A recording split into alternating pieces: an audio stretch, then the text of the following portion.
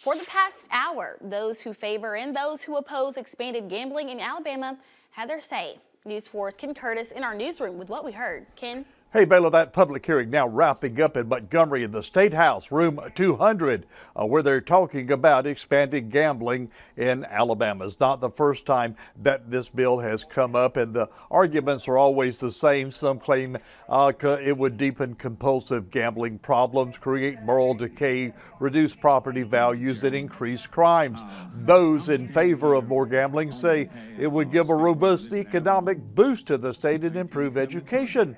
Bills discussed this afternoon call for 7 casinos in the state, including 3 already here, the Wind Creek casinos. There would also be a state-run lottery and sports betting. Now, no vote is going to happen today. That will come later by the Tourism Committee. They don't vote on the day that they have the public hearing.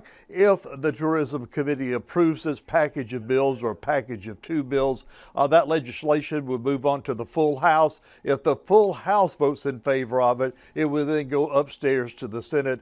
Baylor, a long road to settling this issue one way or the other. My colleague Aaron Davis at the hearing, a live report coming up later on News 4. Yeah, looking forward to it, Ken. Thanks. And only once has Alabama voted on the lottery, but voters rejected that idea back in 1999.